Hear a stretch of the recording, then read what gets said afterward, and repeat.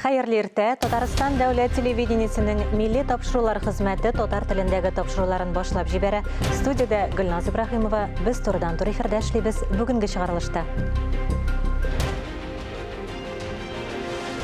Сәламәтлек алгы планда Татарстанда балалар һәм яшүсмерләргә ковидтан прививка ясауга керештеләр.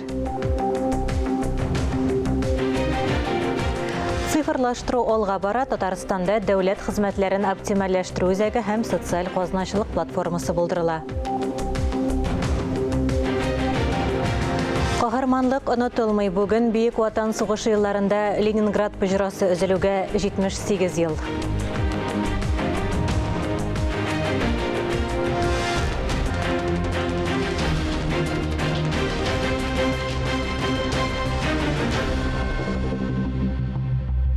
Татарстанда дәүләт хезмәтләрен оптимальләштерү үзәге һәм социаль казначылык платформасы булдырыла. Бу хакта Россия Федерациясе элемтә һәм масса күләм коммуникацияләр министры Максут Шадаев Татарстан финанс министрлыгы коллегиясендә белдерде. Ул утырышка видео элемтә буенча кушылды. Республика гадәттәгечә әлеге карарларны гамәлгә кертү буенча лидерлар рәтендә. Аларның күбесе Татарстаннан соң бөтен ил буенча киң кулланыла. Электрон документлар әйләнеше, сәүдә, беренче электрон хезмәтләр, медицина системалары. Татарстан ил мәктәпләрен Wi-Fi шелтәрләре белән тәэмин итү проектына кергән беренче төбәк. Республика хакерлар һөҗүмен эшкәртү өчен киберполигон мәйданчыгында була. Быел 30 августта Казанда элеккеге Спартак аяк киемнәре фабрикасы орнында яңа IT мәйданчык эшли башлый. Соңгы вакытта Татарстанда юл транспорт һәлакәтләрендә үлүчеләр һәм тән җәрәхәтләре алучыларның саны артты. Юлларда хәвефле хәлләрне киметү өчен республика президенты җаваплы түрәләрне чаралар күрергә өндәде. Елга транспорт эшчәнлегендә тәнкыйть утына алынды. Әлеге проблемалар транспорт һәм юл хуҗалыгы министрлыгының коллегия утырышында кузгатылды. Татарстан президенты транспорт һәм юл хуҗалыгы министрлыгының Йомаклау коллегиясендә хәрәкәтләр турында борчылып сөйләде. Аварияләр саны арткан. Гомумән алганда, узган ел 3000-гә якын юл транспорт хәрәкәтендә 312 кеше һәлак булган. Быелгы статистикада борчу тудыра. Гыйнвар аенда гына да аварияләрдә 30дан артык кешенең гомере өзелгән. Рөстәм Миңнеханов җәмәгать транспорты эшендә тәнкыйтьләде. Со стороны муниципалитетов нет никакой системной работы. Но и министерство тоже факультативно. Давайте немножко по-другому к этому вопросам посмотрим. Ну, с учетом того, что возможно у нас будет возможность привлечь бюджетные инвестиционные кредиты, в том числе под эти задачи. Но пока вот по общественному транспорту много и жалоб населения. Йөртү тарифларында пассажирлар йөртүнең сыйфаты да үзгәрергә тиеш. Юлга транспорты эше дә тәнкыйть зонасында. Причаллар начар хәлдә, әянәшәдә иске корабликлар дип белдерде президент. Барысын да үзгәртергә кирәк. Тагын бер күрсәтмә, Казан халыкара аэропортында 3нче терминал төзү. Һава юллары масштаблырак, сыйдырышлырак, инновацион булырга тиеш. Киләчәктә зур эш көтә. Шул вакытта күп эш башкарылган. Моның өчен Татарстан президенты транспорт һәм юл хуҗалыгы министрлыгына рәхмәт белдерде. Иң зур проектларның берсе М12 тизерешле трассасы. Аны төзүдә WorldSkills хәрәкәте вәкилләре һәм профильле югары уку йортларының студентлар отрядлары да ярдәм итә. Татарстан президенты коллегия алыннан төзелеш отрядлары вәкилләре белән аралашты. Арматурачы, бетончы, геодезист, рәтеп ябыштыручы, ташчы. Күп нәрсә эш тәҗрибәсеннән тора. Ягъни төзелеш университеты студентлары моның үз куллары белән эшләнүен аңларга тиеш. Киләчәктә теоретик белем генә түгел, гамәли белемгә дә ия булу өчен. Шаллының транспорт концепциясын эшләүдә аспирантка Наталья Орлова да катнаша. Моңа диссертация әзерли. Транспорт һәм юл хуҗалыгы министрлыгының төп проектлар арасында М12 трассасы белән беррәттән М7 участогында Түбән Кама Шаллы юлларын карап чыгу, Шәле, Баулы, Алексеевский, Әлмәт участогында юл төзүдә планлаштырыла. Шулай ук Зур Казан бөҗрасы һәм Горький шоссесы дублеры да бар. Һава һәм тимер юл транспорты өлкәсендә дә күп эшләр башкарырга кирәк. Кольцевая железная дорога города Казани. Казан тимер юл бөҗрасында беренче этап булып, Дюдина Дәрбишләр участогында 3нче юлны төзү планлаштырыла. Яңа Аракчинага да таштырырга кирәк. Бу аэропорттан Казан 1 һәм Казан 2 вокзалларына кадәр туры элемтә ачарга мөмкинлек бирә. Транспорт министрлыгының зур планнары тизрәк гамәлгә ашсын өчен бер юлы берничә мөһим килешүгә кул куелды. Татарстан президенты юл шелтәрен карап торуны күзәтү өчен 26 автомобиль тапшырды. Сыйфатлы юллар төзү генә түгел, аларны саклап туруда бик мөһим бит. Фәнис Мөхәммәтов, Инна Данилова, Дамир Мөхәммәтханов, Татарстан яңалыклары. Татарстан парламентында җәмәгать судьялары хезмәт тоныклыклары алды.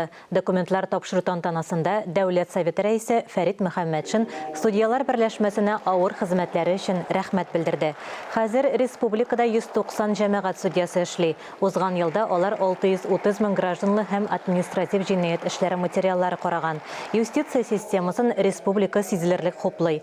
3 ел эчендә биналарга капиталь ремонт ясау өчен 146 миллион сум акча бүлеп бирелә. Каһарманлык онытылмый. Бүген Бөек Ватан сугышы елларында Ленинград пыжырасы өзелүгә 78 ел. 900 көн һәм төнгә сузылган чолганыш вакытында дошман шәһәргә 150 мең снаряд, 107 мең бомба ташлый. Бу чорда шәһәр 1 миллион чамасы кешесен югалта. 1941 елның 23 июненнән Ленинград шәһәре һәм өлкәсеннән 300 мең кеше Совет армиясына мобилизацияләнә. Хәрәкәттәге армия һәм флот сафларына баса. Тагын 250 мең кеше фронтка озатыла. 135 мең кеше халык ополчениесе дивизияләренә кушыла. Ленинградны азат итү сугышларында катнашкан якташларыбыз Газинур Гафиятуллин, Михаил Кузьмин, Анатолий Кузнецовка Советлар Союзы герое исеме бирелде. Ленинград өчен барган сугышларда 40 мең тирәсе Татарстан вәкиле батырларча яу кырында ятып калган. Татарстанлылар табигатьне саклау законнарын бузган өчен 52 миллион сум штраф түли. Бу санны министрлар кабинетында узган брифингта республиканың экология министрлыгы вәкиле китерде. Калдыклар белән эш итү өлкәсендә тәртип бузулар күп теркәлгән. Кышкы чорда тиешсез урыннарга кар ташлау очраклары да күзәтелә. Теманың дәвамы киләсе репортажда. Суык, әммә кояшлы, мөгъҗизалы көн. Урман буе бик матур, Казан суда ярак түгел. Шушы кышкы әкиятне читтән кар китереп ташлау нәтиҗәсендә хасил булган кар көртләре генә ямьсезли. Гектарга якын мәйдандагы кар чүплегенә экология министрлыгыннан берничә тапкыр килеп, берничә тәртип бузучыны да тотканнар. Хәзер монда кар ташудан туктаганнар. Тик анализ нәтиҗәләре хәвеф тудыра. 4 класслы кар көртләре. Экологлар әлеге җир участогы өчен җаваплы итеп Казанның Совет районы башкарма комитетын билгеләде. Аларга биредә тәртип салырга кушылды. Бу беренче генә очрак түгел. 2021 елда гына да 4000гә якын тиешсез урында чүплекләр теркәлгән. Составлено 4078 протоколов об Административ хукук бозулар турында 4078 беркетмә төзелде. Гомумән алганда 52 миллион 365 мең сумлык штраф салынды. Судларга барлыгы 32 миллион 145 мең сумлык дәгъва гаризалары җибәрелде. Ачыкланган барлык закон бузучылар да аларны бетерүне даими контрольдә тоту өчен махсус картага кертелә. Экологлар берничә дистә ел элек барлыкка килгән проблемалар өстендә дә эшли. Әйтик, Казан янында чүпчәр полигоннарын, чистарту корылмаларын реконструкциялиләр. Гомумән алганда, соңгы 2 елда республикада 10 миллиард сумга якын табигать саклау чаралары гамәлгә ашырылган. Не открою ни для кого нового, если скажу, что в центре внимания... Мин тагын бер кат сезнең игътибарыгызны министрлык эшчәнлегендәге төп максатларга юнәлтәсем килә. Табигатьне саклау эшчәнлеге һәр вакыт игътибар үзәгендә булды. Кеше һәм аның иминлеге бар булачак дип әйтсәм, бернинди яңалык ачмыймдыр. Безнең очракта экологик иминлек турында сүз бара. Быелдан башлап Татарстан Россия территориясын суларның тискәре йогынтысыннан саклау турындагы яңа федераль проектта катнаша. 2024 елга кадәр тагын 64 чара планлаштырылган. Финанслауның гомуми күләме 13 миллиард сумнан артып китә. Ләлә Зайнуллина, Булат Шакиев, Владимир Юрков, Татарстан яңалыклары. Казанда Росгвардия идарәсе сугышчыларының күнегүләре узды. Бер ел эчендә алар 2000 меңнән артык куркыныч җайланманы коралсызландырган. Күнегүләрнең асылы шунда. Полициянең кизү тору бүлегенә шымлы сигнал керә. Шартлаткыч җайланмага охшаган әйбернең табылуын хәбәр итәләр. 5 минуттан инженер-техник бүлек вәкилләре махсус машинада урынга чыгып китә. Һәр минутта кадерле. Осталар тиешле техника өйрәтелгән эт ярдәмендә җайланманың нәрсә булуын ачыклыйлар. Компьютер тикшерүе әлеге әйбернең миномет минасы булуын ачыклый. Сапер шунда ук объектны юк итә. Мондый күнегүләр осталыкны чарлау өчен бик кирәк. 2021 елда отряд 180 тапкыр сигнал буенча чыгып киткән. 2000ннан артык шартлаткыч җайланманы коралсызландырган яки юкка чыгарган. Ялган чакыруларның да байтак булуын исәпкә алырга кирәк. Ания Гыйбадуллина, Булат Шакиев, Илдар Галәветдинов, Татарстан яңалыклары. Татарстанның 3 шәһәрендә 250 урынга исәпләнгән хайваннар приютлары төзелә. Урамда сукбай этләр азрак булыр дигән өмет бар. Ел башыннан алып кайнар линиягә сукбай этләрне тоту өчен 350 гариза кергән. Телефон торак коммуналь хуҗалыгы комитеты каршында эшли. Тотылган хайваннарга прививка ясыйлар. Хайваннар үзләрен агрессив тотмаса, аларны иреккә җибәрәләр. Татарстанда ковид белән авыручылар саны кимеми. Шул ук вакытта сезонлы грипп, кискен вирус һәм салкын тию авырулары көчәя. Республиканың кайбер мәктәпләрендәге айрым сыйныфлар бер атнага карантинда. Тулырак киләсе репортажда. Бүтін класс белән карантинга, йогышлы чир таралуны шулай итеп кенә туктатырга мөмкин. Онлайн укытуга күчерү турында карар тиз кабул ителә.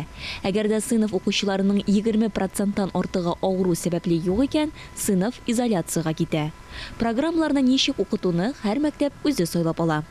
Программа будет выполнена за счет уплотнения. Программа материаллары балалар мәктәпкә укырга килгәнче бер кадәр тыгызлана. Карантин вакытында балалар өстәмә биремнәр ала.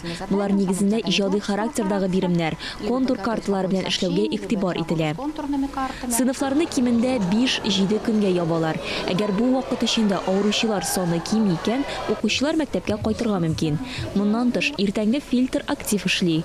1 сентябрьдән салкын тию билгеләре булган 35 меңнән артык бала контроль узган. Хәзергә Казанның 16-нчы мәктәбендә карантинга 26 сыйныф киткән. Чаллы һәм Питрәчтәге кайбер мәктәпләрдә айрым сыйныфларга карантин игълан ителгән. На сегодняшний день речь. Хәзер мәгариф учрежденияларын дистанцион эш режимына күчерү турында сүз бармый. Сыйныфларны ябу турындагы мәсьәлә һәр оешма белән авырулар статистикасына чыгып хәл ителә. Көн саен авырып киткән балалар, укытучылар һәм педагогик хезмәткәрләр мониторингы алып барыла. Дистанцион режимга укучылар гына китми. Шәһәр башкарма комитетында 50% хезмәткәр онлайн режимга эшкә күчкән. Татарстанның берничә зур предприятиесында шундый карарга килгән. Озиля Батырханова, Диана Малярова, Татарстан яңалыклары. Татарстанда балалар һәм яшүсмерләргә ковидтан прививка ясауга керештеләр. Исегезгә төшерәбез, якшәмбе көнне республикага балалар вакцинасының беренче партиясе Спутник М кайтарылды. Алар республика поликлиникаларына таратылды. 12 яшьтән узган балалар өчен вакцина Спутник В-га охшаш. Анда вирус 5 тапкырга киметелгән. Вакцина ирекле һәм ата-аналар ризалыгы белән генә ясала. Авыр аллергик реакцияләре булган кискен һәм хроник авыручыларга прививка ясату тыела. Татарстанда барлыгы 200 мең яшүсмергә прививка ясарга планлаштыралар. Казанның 80-нче мәктәбендә Татарстанның халык рәссамы Мөдәррис Минһаҗевның төсләрдә милли хисләр дип исемләнгән шәхси күргәзмәсе ачылды. Аны хәбәрчебез Фәннур Хәсәнов күреп кайтты. Менә мәсәлән, монсында әтигә башлаган мөхиттингә безнең әти атны киендерә, тәгәрмәчләрен ясап, аның дугаларын ясап, камытларын бөтенесе менә бу әтигә башлана. Мөдәррис Мөхиддин улы Минһаҗев татар дөньясында бик билгеле шәхес. Аның һәр рәсемендә татар мотивлары чагыла. Рәссам татар халкына булган бөтен мәхәббәтен үз иҗатында күрсәтә. Ул пейзаж, портрет, натюрморт, шамаил һәм башка жанрларда иҗат итүче рәссам. Шәхси күргәзмәләре Россиянең, Татарстан һәм Башкортстанның бик күп шәһәрләрендә оештырылды. Мөдәррис әфәнденең картиналары күңеле кебек якты, матур, җылылык биреп торалар. Татар мөхитендә, татарның гөреф гадәтләрендә, рухи байлыгында, татардагы матур төсләрне дә монда бу картиналарда күрергә була. Я сердечно поздравляю Мудариса Мухиддиновича с открытием персональной выставки. Мин Мөдәррис Мөхиддин улын чын күңелемнән шушындый зур шәхси күргәзмәсен оештыру белән котлыйсым килә. Әлбәттә, ул зур рәссам, оештыручы. Бүген төрле жанрдагы әсәрләре куелган. Аңа зур уңышлар телим. Мөдәррис Минхаҗев Татарстанның Саба районы Шәмәрдән эшчеләр бистәсендә туган. Шәмәрдән урта мәктәбен, Ижауда Удмурт дәүләт университетының сәнгать графика факультетын тәмамлый. Ижауда Удмурт транспорт идарәсенең эстетика бюросында эшли. Совет армиясында хезмәт итә. Арча мәдәният йорты каршында сәнгать остаханәсе ачып, бизәү эшләрендә катнаша. Түбән Камада да сынлы сәнгать студиясе ачып, шунда балаларны рәсем сәнгате серләренә өйрәтә. Рәссам бүген дә иҗат юлында. Бу егет әнисе 27 яшь шакта вафат булып 2 яшьлек калган егет. Үзенең тырышлыгы белән менә аның артынан үтүче булмады, без үзебез булдык көтүче. Үзенең тырышлыгы белән менә шундый югары үрләр яулап, бүгенге көндә менә аны зур күргәзмәсенә җыелдык. Бүгенге көндә ул халык рәссамы исемен йөртә. Бик горурланабыз, киләчәктә дә зур уңышлар телибез. Алла булса, яңадан да шушы күргәзмәдә чыгышырга язсын. Ул шундый нечкә күңелле кеше, ул матурлыкны шул хәтле күрә белә. Гармон тавышы ишетсә дә, чишмә тавышы ишетсә дә, җыр тавышын ишетсә дә, ул аңа искиткеч тәэсир итә. Күрәсең, менә шул аларның шушы матурлыкны күрү, чисталыкны күрү сәләте аңар аны илһамландыра торгандыр, үзенең әсәрләрен язырга булыша торгандыр дип уйлыйм. Күргәзмәгә килгән кунаклар, рәссамның дуслары аны үз эшенең остасы, татар халкының асыл улы, татарның бөтен яшәешен тулысы белән күрсәтә алган кеше буларак бәяләделәр. Картиналары да шуны раслый. Мөдәррис Мөхиддин улы Минхаҗев, рәссам, педагог, Татарстанның атказанган сәнгать эшлеклесе, Татарстанның халык рәссамы, Шамил Бикчурин премиясы лауреаты, Татарстан рәссамнары берлеге әгъзасы. Фәннур Хәсәнов, Таһир Хәсәнов, Татарстан яңалыклары. Кеше гомерен коткарып калуда донор канының әһәмияте нинди? Пандемия кан үзәге эшчәнлегенә ничек йогынты ясады? Кемнәр донор була ала? Татарстан радиосының иртәнге турдан тур эфиры шушы актуаль сорауларга багышланды. Республика сәламәтлек саклау министрлыгының кан үзәге баш табибы Рамил Тураев барысы хакында да тәфсилләп сөйләде. Студия кунагы шулай ук ковидтан прививка ясату, кан бирү үзенчәлекләре турында тыңлаучыларны кызыксындырган сорауларга җавап бирде. Без дә аңа берничә сорау белән мөрәҗәгать иттек. Рамил Габделхакович, хәерле иртә. Коронавирус канның сыйфатына йогынты ясыймы? Мен авыр шөр дип әйтмәймен дә, шөрнең һәрберсендә авыр дип әйтергә мөмкин. Шундый пандемия чыккан икән, без бөтен халыкта шушы пандемия эчендә яшәргә, өйрәнергә тиеш. Без аны бүген куып җибәрә алмыйбыз. Әмма ләкин кеше яшәргә тиеш, кеше эшләргә тиеш, халык саны үсәргә тиеш, тормыш туктала алмый берничектә. Без шушы ширакта шушы дөнья ичендә яшәргә, өйрәнергә тиеш. Беренчедән нишләргә? Табиблар кушкан санитария шартларын барыбызда үтәргә тиеш. Бір-бірізге дұрыс қараш. Икенче, ең мөһим барыбызда прививка ясарга тиеш. Бүтән ысылу юк, хөрмәтле дусларым. Бүтәнчә ярашып булмый. Без грипп белән яшәргә өйрәндек. Ничә еллар буе, миңа 66 яшь була икәйдән. Бу бик күп, минем яшьтәге халыклар бик күп. Мен 60-нчы елдан бирле күз алдына киткән грипп. Әмма ләкин карап, кешелек дөньясы туктамады. Заводлар салдылар, фабрикалар, өйләр, бүтән экономикабыз күтәрелде. Без аны белән яшәдек. Без шуңа күрә шушы дөньяда яшәргә, аның белән көрәшеп яшәргә, өйрәнергә тиеш. Ковид белән авырган яки прививка ясаткан кешеләр донор була аламы? Донорлар кешедә кирәк, бүген дә кирәк, иртәгә кирәк булалар. Чөнки әле ясалма канның чыкканы юк. 70% халык прививка ясатылган. Бүген 18 яшь тулмаган кешеләргә, балаларга, яшь үсмерләргә прививка ясый башлады. Шуңа күрә безнең барыбызның да канында антитела була. Biz bunu bilen yaşarga öğrenemiz. Donor buла алалар, ауырып тірілген кішілер, Аның күпмелер вакыт узганнан соң, үзен яхшы хис итеп, анализларын биргәннән соң, 2 ай, 3 ай узганга кемнеңдер реабилитациясы төрле булырга мөмкин, кем нинди рәвештә авырган, алар донор була алалар. Килеп үзләренең каннарын биреп, бүтән кешеләргә булыша алалар. Хәзер кешеләргә шул исәптән балалар һәм яшүсмерләргә дә ковидтан прививка ясату турында сүз бара. Бу бүтән халыкны саклап калу. Аларга менә саклану экраны шушы авыруга каршы бүтән эшләү. Моны эшләргә кирәк. Чөнки яшүсмерләр дөрес. Ата-анасы каршы килмәскә тиеш бу эшрәктә ясамыйлар инде. Моның турында әйтәбез. Прививка. Һәм үзеңне саклау өчен бүтән санитария таләпләрен үтәргә. Донор булырга теләүчеләргә нинди киңәшләр бирер идегез? Сәламәт булырга тиеш дуслар, җылмаеп торырга тиеш алар.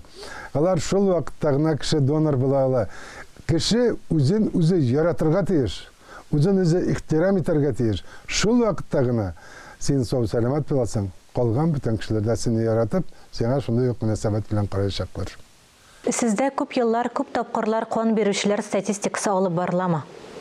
Бүгенге көндә безнең Татарстаныбызда 12 мең Россиянең һәм СССРның мактаулы донорлары бар. Узган ел дәверендә 485-500 кеше дiyek Россиянең мактаулы доноры булды. Бүгенге көндә гомумән медицинаны донорларның ул кансыз күз алдына китергә мөмкин түгел. Кан үзәге төрле дини оешмалар белән нинди элемтәдә эшли? Менә мин шундый алар белән рәхәтләнеп эшлим, сөенеп эшлим. Менә ул христианнар да, мөселманнар да шундый безнең яхшы мөнәсәбәт. Без инде бер 10 ел элек алар белән шартнама төзегән идек, шундый социаль рәвештә.